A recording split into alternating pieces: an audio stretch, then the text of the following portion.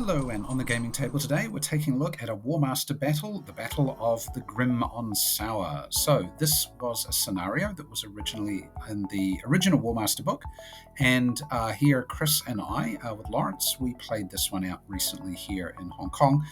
So let's take a quick look at the scenario and the forces, and then we'll have a look at the battle. So here's the scenario. You can see it's kind of an attack-defense scenario as it's described. There are some buildings that the attacker needs to try and burn down while the defender tries to stop that from happening, basically. If you look at the map here, this is kind of the layout. There are 3 farms, which are targets that can be burned down, as well as the main village itself.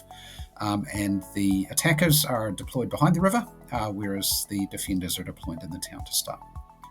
And so here's the Chaos Forces deployed and ready for the battle, deployed on the other side of the river here.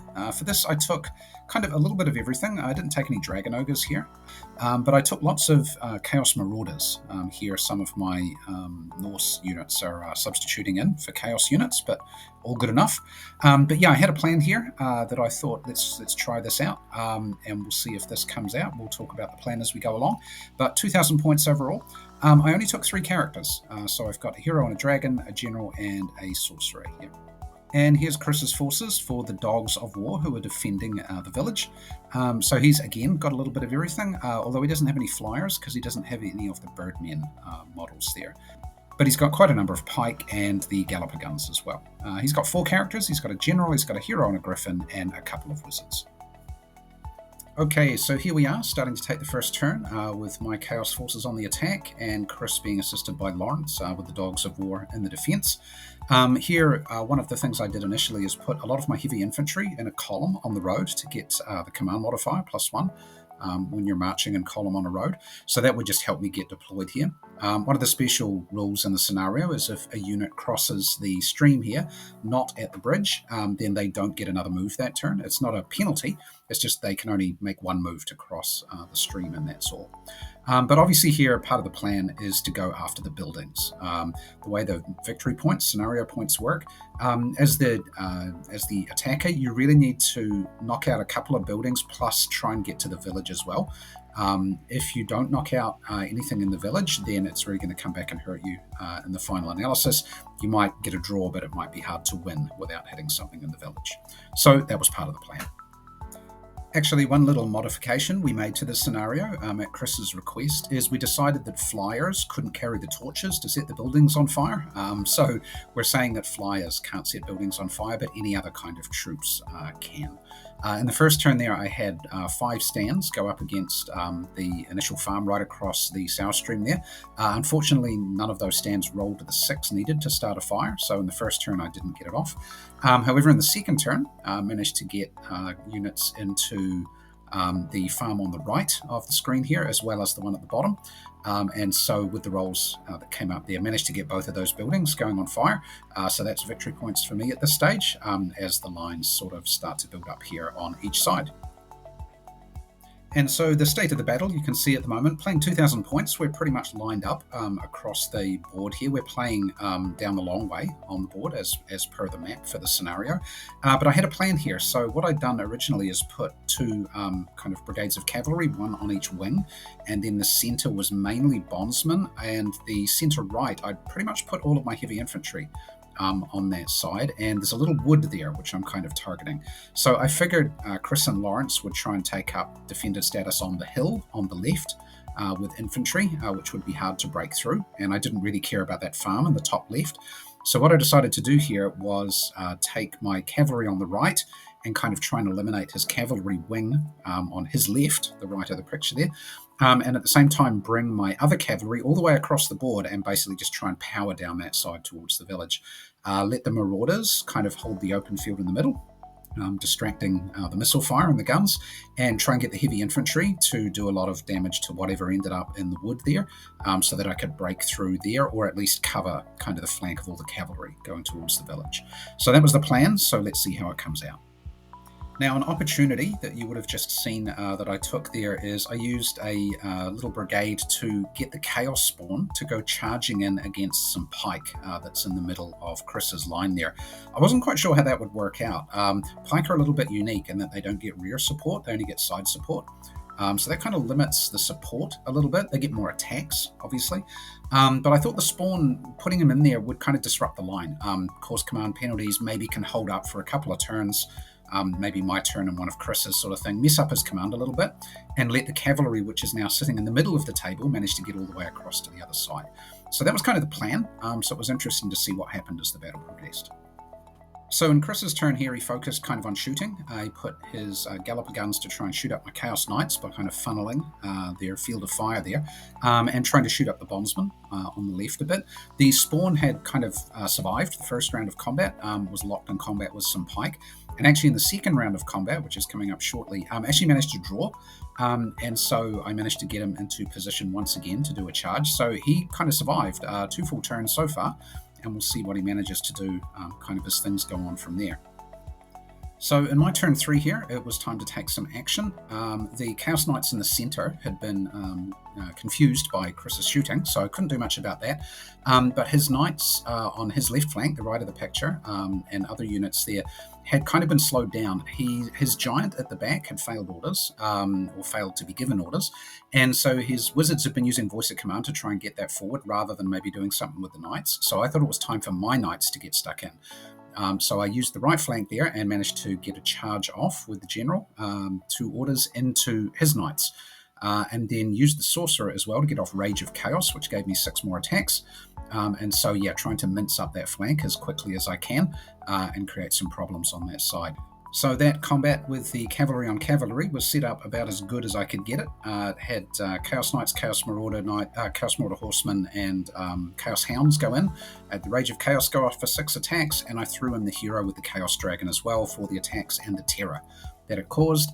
And then you might have noticed a unit of Harpies getting dropped in behind the Knights there as well. So as long as I win, at least the Knights will go down. There's also some Wolf Riders in there, but I'm not terribly worried about those. So as you can see, that went pretty well. Took out 2 units of Knights and most of the Wolf Riders. Did take 2 Marauder Cavalry stands and 2 Chaos Hound stands there, so those units are essentially useless now. But the Knights are still good, and so just kind of repositioned them for future attacks after getting rid of the Wolf Riders. In the middle there, the spawn, despite kind of continuing to pursue and always being kind of engaged in combat, keeps managing to either win or draw, or when he loses, he doesn't lose by much, maybe just because of support, and so he's still surviving in the middle of that line. At the back left of the screen there, you can see that Chris and Lawrence are worried about a unit of Harpies that I dropped in behind his other cavalry over there. They are there mainly for a distraction. I mean, command penalties, but also you've got to spend a turn getting rid of them if you want to do that. So that's kind of what they did this turn, and that was okay. It was really sacrificing that unit so that I had didn't have to worry about those cavalry kind of rushing over to the other flank at the moment. So yeah, you can see some other things that have gone on here is the troops that were in the wood, the Dogs of War missile units there, have evaded backwards and gotten out of the way of the ogres. The ogres have got a weird enchantment on them, which is the little puff of smoke you can see there. But yeah, obviously kind of had outflanked the line, so they're refusing the flank with the infantry there, trying to shoot up the knights and so on. But on that flank, basically now I've got a unit of Chaos Knights, 2 units of Chaos Warriors, some ogres, and the Harpies. So yeah, got a lot of heavy hitters on that side, while on the left is really just all Marauders. There's not much else there. And the good old spawn in the middle of the field keeps either winning or drawing fights, giving him the chance to charge back in the next turn kind of thing. So he's still there doing his thing. Good on that spawn. Now, in the middle of the field, I'd spotted another opportunity. There was an initiative charge by a unit of mine with only 2 stands onto a unit of swordsmen, which was kind of in the middle of the field there, but it didn't have any support. There was nothing behind it immediately for support. So had initiative charged with the damaged unit, and then when I got my middle cavalry brigade there going, I sent the Chaos Knights in against that swordsman unit to basically wipe it out and then try and follow up into the Galloper guns. Meanwhile, the Chaos Hounds from that brigade, when the charge had gone in, they ducked around the other side of the wood, and they moved up to kind of go for the village. This turn was an exemplary one for my general. He managed to get off, I think, 8 different command orders there, some of them at -1 and -2 on the roll. Managed to get them off, so he had a very, very good turn, and that actually helped me a lot to get into these kind of positions. Yeah, so the knights in the middle there managed to get through the swordsmen into the galloper guns, took out the galloper guns and another unit that was sitting beside them. The swordsman, there was something else there, I can't remember what it was. Then they'd taken a stand of damage, even with the hero attached there, so they fell back. Hoping not to get charged on the next turn. The spawn had a unit of bondsmen, sorry, not bondsmen, what was I saying, marauder infantry, go following up beside him to try and help him, and that caused a lot of problems in the middle of the line there too, doing more damage to the centre of the Dogs of War. A quick camera change there. My phone ran out of battery. I had to plug it in, but because of the type of charger I use, I couldn't put it back on the tripod. So now you're looking at a different angle for the rest of the battle. Sorry if it occasionally gets blocked. Lawrence wasn't quite aware of where it was sitting and got in the way a few times, but that's all good. So what was happening here is Chris and Lawrence were trying to break through the middle of the line with the knights that they had left, which were now kind of in the middle of the table, still trying to take out that spawn. They're trying to gang up on them and surround them. And the giant had finally gotten to combat against the Chaos Knights at the top of the screen, which is the kind of Chaos extreme right flank. So yeah, that might be tricky for the knights up there. At this stage, it was their turn 5, and this is a 6-turn battle, so there's only 1 turn each left for us after this turn. And so they were trying to do as much damage and get me to my breakpoint. I had a breakpoint of 9 here. Their breakpoint was like 12, so I wasn't really getting them that close yet, but I was only sitting on about 3.5 at this stage. And so, yeah, not in a bad position. But then by breaking through the middle here with their knights and taking out my Chaos Knights and hero, that was causing a bit of consternation, although I did quite a bit of damage to their knights in return. The good old Chaos Spawn, lonely Chaos Spawn in the middle of the line. He's still fighting. He's still winning or drawing battles. He's taken out a couple of units of pikemen already, and he's just won another round of combat. And rather than having to pursue, that means he got to position to a flank charge on the remaining galloper guns. So these draws are actually helping me a lot with that spawn. We'll talk more about him later. At the top of the screen, the giant won the first round of combat against the Chaos Knights, but then I think drew or lost the second one. Might have been drawn. But yeah, that caused him to bounce, and so the Knights got ready to do a charge in my last turn.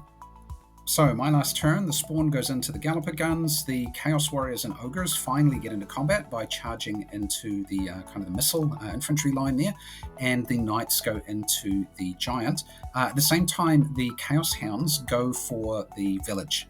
One's unit there manages to get in contact with one of the houses of the village. I really need to take out one of those houses to prevent the Dogs of War earning victory points, which should tip the battle in my favor.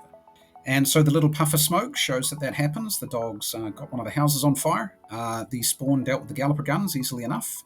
At the top there, the Chaos Knights managed to beat the giant, and he retreated so far as to run into the Chaos Hounds, which means he got eliminated. And then in the center, the Warriors and Ogres did a lot of damage to the infantry there, and then after the second round of combat, pretty much just fell back. Wanted to kind of protect my breakpoint. I was only on about 4.5, or I think maybe 5.5 at this stage, but it would be possible for Chris and Lawrence to deal me enough damage this turn to break me potentially, depending on how their orders go. And so in the ensuing charges that went on here, they finally managed to get rid of the Chaos Spawn. He'd survived from like the beginning of turn 3 to the end of turn 6, but he finally died. And then in the center here, they managed to take out a couple of units. The Ogres, I think there was a unit of Marauders in there as well somewhere. But their kind of last chance really was the little lone stand of Knights. With Voice of Command, they were trying to get the spell off to get him into those 2 damaged units from a long time ago, the Marauder Horsemen and the Chaos Hounds that were kind of lurking off to the right of the screen. If they'd managed to get both of those with that single stand of Knights, then that could have taken me over my breakpoint. However, as it was, they didn't quite get there, and then we were into totaling up the points. So yeah, it was a really good battle overall, and in the end I did have a victory here for the Forces of Chaos. We'd lost about 900 points each, but then I'd earned victory points for the 2 buildings, the 2 farms I'd set on fire early in the game, and also denying the points to the defenders by managing those Chaos Hounds to set the village on fire at the end of the game. It was really that last action and their inability to break me that actually won me the battle here at the end of the day. And the battle could have gone very differently had it not been for the MVP, which has to be the Chaos Spawn. He was engaged in 8 rounds of combat across different turns, and he just kept living. At one stage, I remember him taking something like 12 or 15 armor saves and managing to make enough that he didn't die. I mean, he does have a 3+ armor save, but he was definitely rolling above averages for his armor saves. And kind of him in the middle, tying things down and imposing some command penalties, probably aided the plan a lot. And so, he's definitely the MVP for this battle. But that was a really good battle of Warmaster. Thank you very much to Chris and Lawrence for playing with me for that one. And I think we all had a lot of fun. And we polished up our rules on Warmaster a little bit. But it was really good to see a couple of nice painted armies on the table, having a good battle, and trying out this scenario, which honestly I hadn't actually played before. But anyway, I hope you found this interesting. Thanks for watching, and we'll see you again real soon.